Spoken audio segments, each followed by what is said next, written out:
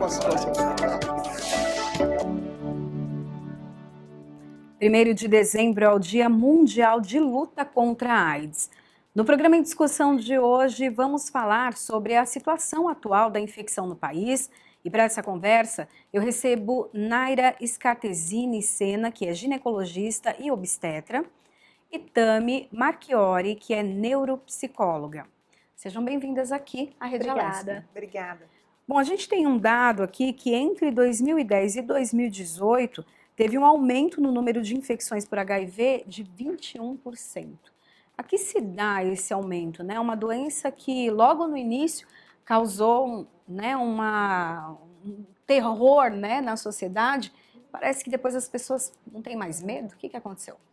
Tem muita relação com essa comoção que você realmente falou que tinha antes, né? Nos anos 80, era um medo mesmo, a gente via ídolos, pessoas que a gente conhecia, realmente morrendo, definhando na nossa frente. Tudo isso causou um medo e, consequentemente, as pessoas tomavam mais precaução, né? Tinham muito medo, muito receio. E depois, né, com toda a melhora no tratamento, toda a evolução que a gente teve, hoje a gente não vê tanto isso e até não se fala tanto disso como nos anos 80, por exemplo. Então, as pessoas acabam não tendo tanto medo, né? E principalmente fazendo sexo sem preservativo. Tem aquela lenda de que a pessoa que tem AIDS tem aquela cara, né? Desse jeito, eu vou perceber, né? Então, todas essas coisas acabam influenciando no aumento da infecção por HIV. A infecção, ela é de que maneira? Acontece de que maneira? A infecção acontece por contato sanguíneo. Então, a gente fala muito da relação sexual, porque na relação sexual sem preservativo, você acaba tendo um contato de secreções e uma criação de microfissuras na pele que permite essa contaminação, principalmente quando a relação acontece, a ejaculação acontece sem o preservativo. Além disso, a gente pode ter a contaminação também por transfusão sanguínea, por compartilhamento de seringas, por tatuagem ou uso de qualquer tipo de instrumento que possa entrar em contato com o sangue sem esterilização, por exemplo, ao fazer as unhas com um equipamento que não foi esterilizado e pode ter sido usado numa pessoa contaminada há pouco tempo atrás. Então tem todos esses cuidados, mas a forma mais fácil de contaminação é na relação mesmo. Hoje a sobrevida da pessoa que tem o HIV é muito grande, né? Principalmente com a medicação, coquetel. Eu queria que vocês falassem um pouco disso também. E essa relação com o medo, né? A gente vê que muitos jovens não usam mais o preservativo e se arriscam, né? Tem o coquetel. Alguns dizem assim. Na verdade, a gente tem duas frentes principais. A gente tem a frente dos jovens, que de fato não tiveram exemplos de ídolos que tiveram a doença e que padeceram da doença, porque na época não tinha tratamento. Então eles perderam a ideia do terror que você citou no começo. As pessoas não têm mais medo, elas não lembram mais disso. Essa geração mais jovem, de 20 e poucos anos, não lembra disso, não é presente na memória. Então, isso não move as pessoas a usar preservativo como deveriam. Por isso, a gente também teve um aumento da incidência de sífilis. Em contrapartida, a gente tem aí pessoas mais velhas, consideradas da terceira idade, mas que ainda estão ativas, que fazem novos relacionamentos, que conhecem novas pessoas e que não têm a cultura de usar o preservativo porque não viveram isso, porque viviam em relacionamentos estáveis, então não tinham essa preocupação. Essas duas frentes podem possibilitar um aumento da incidência da doença. A presença do tratamento, eu acho que as pessoas não se descuidam pelo tratamento existir. Não é um raciocínio do tipo, se eu pegar, eu trato. Ela não tem o exemplo da doença na sua evolução crítica e sofrida. Então, mesmo as pessoas que têm HIV, elas não manifestam a AIDS, que é de fato a evolução da doença, o consumo do ser pela doença. Então, a gente não tem mais aqueles exemplos, por exemplo, do Cazuza, né, que foi um ídolo que foi emagrecendo e foi sendo consumido pela doença. Sim. Então, você vê as pessoas vivendo com HIV, mas vivendo vidas saudáveis e produtivas. Então, isso tira um pouco o medo. E daí até falou do caso do Cazuza, né, a gente acompanhou o Cazuza definhando, né, então assim, aos poucos, né, parando com as atividades e uma legião de fãs, né, e foi um sofrimento realmente nacional. E Essa falta, então, de aproximação com essa realidade, com aquela realidade, né, que nós tivemos, faz com que a pessoa tenha um outro comportamento, e daí a gente vê os jovens, vê também os idosos, né, mulheres. É porque, felizmente, né, com a evolução dos tratamentos, as pessoas têm vidas normais, assim, né? Claro que os tratamentos são fortes, têm, né, efeitos colaterais, mas assim, as pessoas têm vidas normais. Então, não tem esse medo, essa comoção nacional, né, nem internacional. A gente teve vários ídolos nos anos 80. Sim. Então, claro, isso não fica tão forte, né? Tem também uma questão de educação em casa, que é super importante, né? Como na época era super perigoso, os pais também falavam disso, os jovens, estava na TV, estava em todo lugar, né? Hoje em dia a gente tem campanhas, né? Mas é mais fraco isso, né? E tem essa questão também que eu vejo de, vamos falar de educação sexual quando meu filho entrar na idade, né? E na verdade deveria ser uma coisa anterior a isso, né? A criança tá com 10 anos, não vou falar sobre sexo com ela. E na verdade você tem que falar de uma forma da biologia mesmo, do perigo de pegar doenças, como você ensina. Você não ensina seu filho a atravessar a rua, por exemplo, e já manda ele atravessar, né? Você fala, ó, é assim que atravessa a rua, agora vai.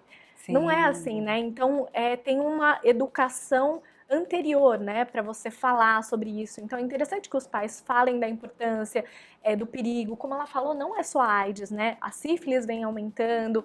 Então tem outras questões envolvidas que são importantes da família tratar, também do governo e tudo isso ter mais campanhas voltadas realmente à conscientização, tanto à prevenção da doença quanto ao tratamento. Que felizmente os dados mostram que assim as pessoas que contraíram o HIV, agora elas sabem mais. Então, o SUS fornece assim o tratamento, tudo isso está muito bom, está caminhando bem, né? E esses números estão melhorando. Felizmente, hoje em dia, as pessoas que pegam HIV, dificilmente, né? Os números têm diminuído de que isso se torna AIDS, ou seja, isso evolui para doença, né? Então a pessoa fica com o vírus, mas o vírus fica contido ali, né? Então a pessoa consegue viver e etc. Então essa parte está boa, mas a questão da prevenção ainda está faltando, tanto nas famílias quanto por parte de campanhas. E também não quer dizer que a pessoa que tem a medicação, também a vida dela continua 100% saudável, né? Ela tem que tomar vários cuidados, né, doutora? Quais são esses cuidados? Na verdade, as medicações trazem muitos efeitos colaterais e esse acompanhamento é periódico e visto bem de pertinho para acompanhar, enfim, a carga viral e todos os exames sanguíneos. Então, por mais que o tratamento seja seja excelente, seja super efetivo, ele não tira determinados cuidados ou atenções que esse paciente tem que ter. Então, ele nunca pode ser levado em consideração como uma segurança. Tem o tratamento, eu estou seguro. Falando sobre a campanha, a falta dos ídolos doentes tira muito o assunto de pauta, né? Quando a gente tem os ídolos, e o Cazuza fez um ótimo serviço para toda a população, trazendo muito à tona e falando sem tabu do assunto do HIV. E isso traz para a discussão ali, na mesa de domingo. E, de fato, hoje em dia a gente não tem mais essa discussão, porque a gente não tem mais esses modelos a serem comentados. E isso faz com que a incidência aumente, infelizmente.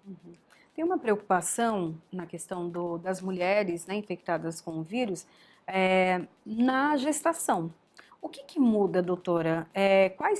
Existem riscos para o bebê? O que a medicina já encontrou que o bebê é preservado? Bom, segundo o SUS, a gente faz o teste de HIV pelo menos 3 vezes durante a gravidez, porque às vezes essa mulher não tem o diagnóstico e pode manifestar a doença ou ter esse diagnóstico durante o pré-natal. Então a gente faz nos 3 trimestres da gravidez um teste de HIV, e sempre na internação, quando essa paciente vai ganhar o bebê. Porque durante a gestação, se ela sabidamente tem HIV, ela tem que fazer o acompanhamento conjunto com o infectologista e, em determinadas situações, usar medicações para evitar que isso passe para o bebê. Bem como quando esse bebê nasce, a gente precisa saber que a mãe tem HIV, tanto para bloquear a amamentação, porque é uma contraindicação de amamentação, uma das únicas que a gente tem, justamente pelo risco de contaminação, quanto medicar esse bebê profilaticamente, preventivamente nos primeiros dias de vida. Então é um acompanhamento bem mais de perto.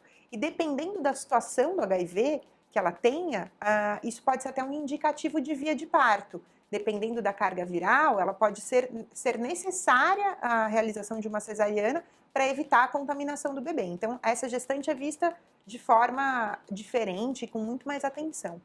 Toda gestante tem a obrigação de fazer o exame, todo ginecologista, obstetra pede esse exame. O exame de HIV e sífilis sempre nos 3 trimestres é o mínimo básico necessário para ela fazer. Às vezes a gente vê no SUS uma paciente que chega sem pré-natal, que não teve acompanhamento, muitos hospitais do SUS já têm o recurso do teste rápido, que é um exame de sangue rápido, imediato, que você põe a gotinha de sangue para já identificar se ela tem HIV ou não, para que a gente tenha uma ação imediata naquele parto e com aquele bebê.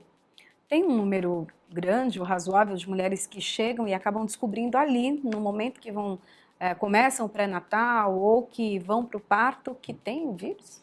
Isso depende muito da assistência de saúde a que essa mulher é exposta, né? Então, na rede privada isso é menos comum do que na rede pública, que muitas mulheres acabam não fazendo pré-natal, ou não tendo assistência, ou não tendo acesso à informação. Mas a gente ainda tem, sim, diagnósticos nesses momentos críticos. Doutora, e como essa mulher recebe essa notícia, né? Já vem a questão da gravidez, dependendo da situação, às vezes a gravidez nem é desejada, faz um exame, vê que está doente, né? Está infectado. Como que fica a cabeça dessa pessoa? O ideal seria realmente um psicólogo passar essa informação, né? Mas a gente sabe que não tem toda essa estrutura, não tem nem essa verba. Então, em geral, os hospitais eles têm um aconselhamento para dar esse resultado, para dar esse diagnóstico. E esse aconselhamento é muito baseado numa coisa que é primordial, que é a informação sobre o HIV, né? Então, porque quando a gente não conhece alguma coisa, seja lá que coisa que for, a gente tem medo em geral, né? Do que é desconhecido, do que a gente não conhece. Então, esse aconselhamento que em geral acontece é muito baseado nas informações. Quais são os direitos da pessoa, o que ela pode fazer, como é o tratamento, como ela deve fazer o tratamento, enfim. As opções que essa pessoa tem, como realmente essa pessoa transmite ou não a doença, enfim, informações sobre o HIV, isso é extremamente importante, né? E realmente, mesmo que fosse dado por psicólogos em todos os lugares, a base deveria realmente ser a informação para tirar esse tabu, para a pessoa entender que existe uma vida pós-HIV, né? E que se ela tratar, ela vive 20, 30 anos como qualquer outra pessoa, claro, com todos os cuidados que têm que ser tomados, com o tratamento, mas que não tem esse tabu de, eu recebi o meu atestado de óbito, né? Não é mais assim, infelizmente. Então, o importante é isso.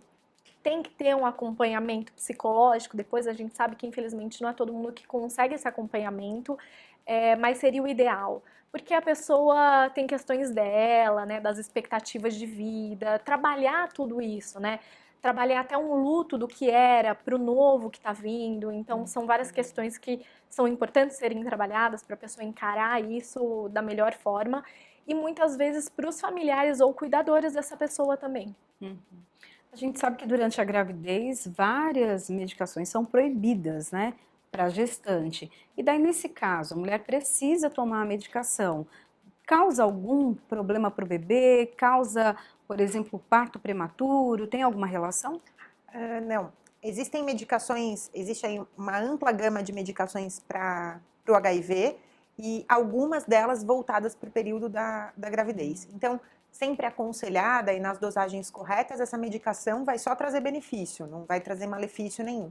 O HIV não é um fator de risco maior de parto prematuro, ele pode sim predizer a via de parto, como a gente falou, mas, em geral, o maior risco da presença do HIV é ela passar o vírus para o bebê, ou ela ter uma manifestação da AIDS, se ela tiver um HIV sem tratamento anterior, e daí ter complicações decorrentes disso. Bebês de mães contaminadas com o vírus, ele vai ter o vírus também ou não? Não necessariamente. Isso depende da carga viral, então de como essa mãe era tratada antes e de como ele foi tratado no nascimento. Então, muitas vezes, se todo esse acompanhamento foi correto, esse bebê não vai ter HIV na vida. Mas todas essas etapas precisam ser cumpridas. Uhum. E essa criança também é acompanhada Claro, periodicamente? essa criança é acompanhada na maternidade inicialmente e depois periodicamente em ambulatórios específicos, para justamente ir acompanhando os exames para, de fato, ter certeza que essa criança não tem HIV. Se ela tiver, como que vai ser a vidinha dela, medicação, como que vai funcionar? É a mesma vida de qualquer paciente que recebe o diagnóstico de HIV, mas com o detalhe de que é uma criança. Então, ele não entende esse diagnóstico inicialmente. Então, aí o foco psicológico é importante, essencial, na verdade, em todos os casos, mas nesse essencial para que essa criança cresça entendendo a condição dela, a importância do tratamento, para que não haja abandono do tratamento em fases mais críticas, como a adolescência, e ela, enfim, seguir a vida dela tranquilamente. E dá para seguir a vida tranquilamente com o diagnóstico, né? O diagnóstico hoje em dia tem amplas possibilidades de tratamento, e é essencial que a gente fale dele, não para assustar as pessoas, mas para movê-las a se prevenir e para promover a prevenção. E é interessante nessa fase da infância e da adolescência também ter um aconselhamento na escola. Teve um dia que eu vi o depoimento de uma menina e que ela falava que quando ela, por exemplo, se o nariz sangrasse na escola, como ela tinha HIV, todo mundo ficava em pânico, fazia tipo, todo mundo saía de perto, né? Então, não só a pessoa, a família ter consciência, mas também a escola, né? Que a gente sabe que é um lugar que essa pessoa vai ficar muito tempo, às vezes até mais do que em casa, né? Então, é super importante também esse aconselhamento na escola, até fazer campanha na escola, se tiver algum soro positivo ou não, né? Mas para as crianças também saberem terem contato com isso, para que as lendas não tomem conta da cabeça e do imaginário das pessoas. Tem um movimento até dessa questão, né, dos jovens e da falta de, nem a falta de se prevenir, mas há um movimento de contaminação, né, que eles se organizam em festas e são soro positivo e querem fazer essa contaminação para dar o barato da ansiedade, se foi contaminado ou não, se vai fazer o teste, aquela ansiedade.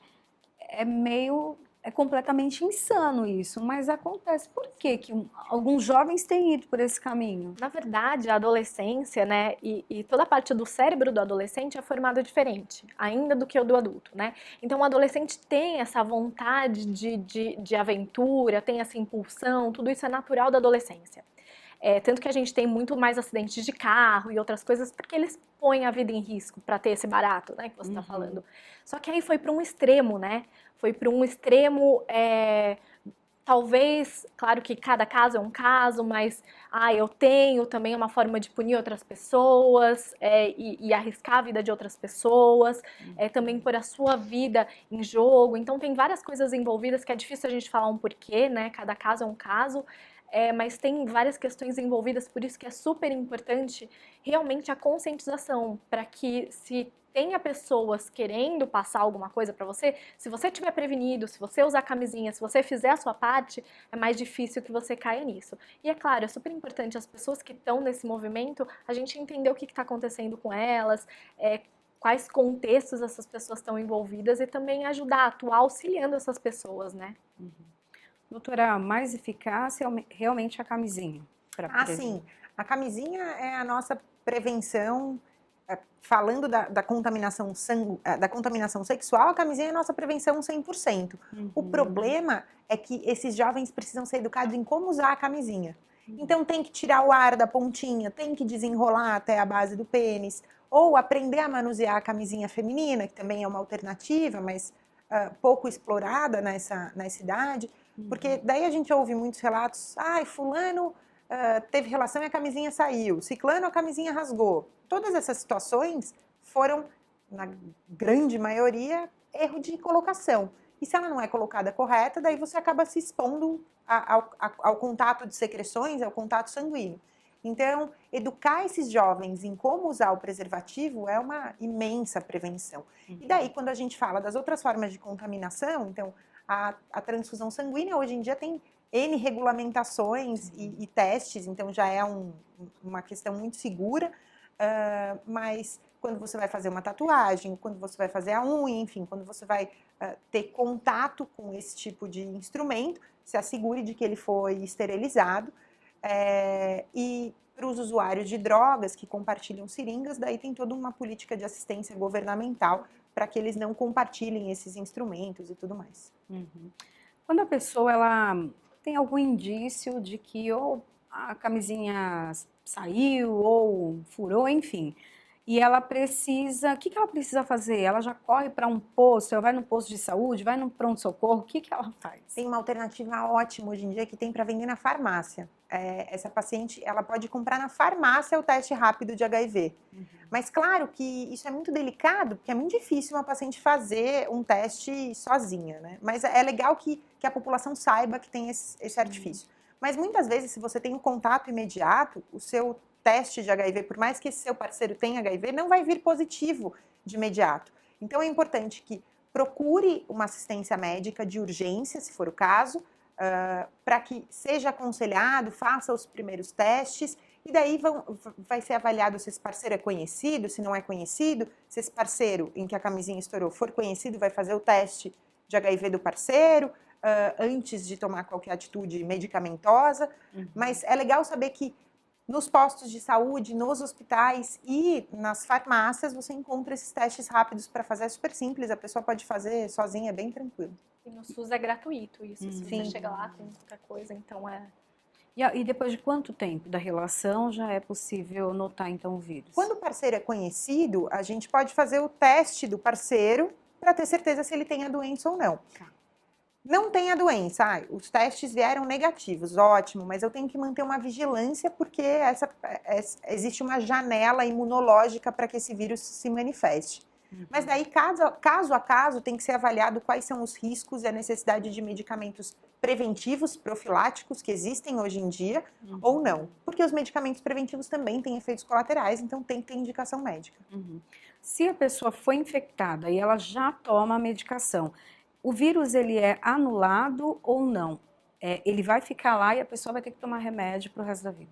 Se a pessoa tem o HIV e ela faz o tratamento direitinho, ela pode ter uma carga viral indetectável. Quer dizer, eu não localizo esse vírus no exame dela, porque ela está com tratamento em dia e com o organismo sob controle. Esse é o grande benefício do tratamento que a gente tem hoje em dia. Então, esse paciente vive a vida tranquila, sem a manifestação. Agora, se ele tem algum quadro imunológico maior, se ele pega alguma outra doença, isso pode fragilizar esse controle. Por isso que esse paciente tem que fazer acompanhamentos periódicos para ter certeza de que a carga viral dele segue indetectável. Uhum. Até para quem está em casa, né, os mais jovens que não acompanharam, tem essa questão do HIV que deixa o corpo assim com baixa imunidade, né? E outras doenças elas se aproveitam disso, né? O HIV ele combate o nosso sistema de defesa. Então, ele acaba fragilizando, vulnerabilizando esse portador a outras infecções oportunistas. Então, em geral, esse paciente ele não vai morrer, né, na evolução pior da doença do HIV propriamente. Ele vai morrer de pneumonia, de outras doenças que vão chegar ao corpo dele por ele se fragilizar pela presença do vírus. Uhum. Bom, a gente falou, né, da questão das campanhas, né? E na década de 80, então, tinha aquela proximidade por conta dos ídolos, enfim. Mas e hoje, né? O que é efetivo como campanha? O que já tem como campanha? Bom, o Ministério da Saúde ele mantém algumas campanhas, mas é isso que a doutora falou, né? O alcance é diferente, né? Uhum. Você pode ver, se um ídolo aí saiu com alguém no carnaval, tá todo mundo sabendo, todo mundo tá falando sobre isso, porque é interessante. Uhum. É assim que funciona a cabeça das pessoas, né? Então as pessoas acabam não tendo tanto interesse nas campanhas que existem agora como antigamente, né? Uhum. Então, o ideal seria realmente também partidar a família essa educação sexual e essa prevenção, e a gente não só esperar campanhas extraordinárias do governo, né? A gente tem que fazer nosso trabalho em casa, com as nossas crianças. Como você fala, olha, se você se cortar, vem falar com a mamãe, vamos tomar uma vacina de tétano porque o bichinho entra. é a mesma coisa, né? Explicar a biologia da coisa, você não está ensinando o sexo. Isso é muito importante, né? Também nas escolas. Eu vejo que hoje as campanhas sobre HIV nas escolas estão muito fracas, né? A gente tem campanhas fortes sobre bullying, outros assuntos que estão em alta, mas sobre HIV nas escolas as campanhas realmente estão fracas. Então, a gente vendo esse número crescente, não só de AIDS, mas sífilis e outras DSTs, principalmente para o público adolescente, para o pessoal do ensino médio, então seria um trabalho bacana, né? E continuar com o trabalho que o Ministério da Saúde já faz. É importante, a prevenção é o que a gente pode fazer, né? Na sua opinião, doutora, o que seria mais eficaz? Né? A doutora já deu vários exemplos, mas o que chega realmente, então, ao jovem e agora também às mulheres da terceira idade? A gente precisa levar essa comunicação de formas diferentes, né? Óbvio que uma campanha que atinja as mulheres e os homens da terceira idade não vai ser igual a uma campanha que atinge as crianças e os adolescentes. Mas fazendo estratégias que você consiga se comunicar com todos os diferentes públicos, facilitando o acesso deles todos ao preservativo, seja ele o masculino ou o feminino, trazendo para a realidade o que é manusear um preservativo, como que ele é inserido, como que ele é colocado, fazendo isso que há tempos atrás era muito ensinado, né? Na escola, muito falado. Tudo isso vai diminuir a chance de contaminação, porque vai mostrar para essas pessoas a importância do cuidado pessoal, né? E é isso que a gente pode trazer para as crianças. Você não vai fazer educação sexual com a criança falando do sexo propriamente, mas você vai mostrar para a criança que ela precisa cuidar dela, que ela precisa cuidar do corpinho dela, que aquilo é importante. Então, eu acho que fazendo a leitura nos mais diferentes segmentos, com formas de linguagem diferentes, se a gente falar mais disso, certamente a gente vai diminuir esse aumento. Bom, a gente está chegando nos minutinhos finais do nosso programa, eu vou deixar então considerações finais. Pode falar, doutora. É super importante falar sobre prevenção e as pessoas se cuidarem, entenderem que a AIDS não tem cara, e nenhuma doença tem cara, né, nem o vírus. Mas falar também para a pessoa que já tem o vírus, né, que hoje, felizmente, ela tem uma vida, tem inúmeras possibilidades, pode ter filho, pode fazer tudo. Isso é um avanço enorme, né, da medicina, de tudo que a gente conquistou. Então, são, eu acho, os assuntos principais para a gente falar, né, sobre o HIV e sobre a AIDS. Tratar o assunto com mais leveza, né? A gente perde o medo quando a gente tem domínio daquele assunto, quando a gente entende melhor aquele tema. Então, tratando com mais leveza, a gente vai conseguir colocar isso na nossa realidade, no nosso dia a dia e falar com menos tabu sobre uma questão que está aí e que precisa ser cuidada, com certeza. Bom, agradeço então a participação de vocês. O programa em discussão fica por aqui. A gente se encontra na programação da Rede Alesp e no canal da Rede Alesp no YouTube. Tchau, tchau.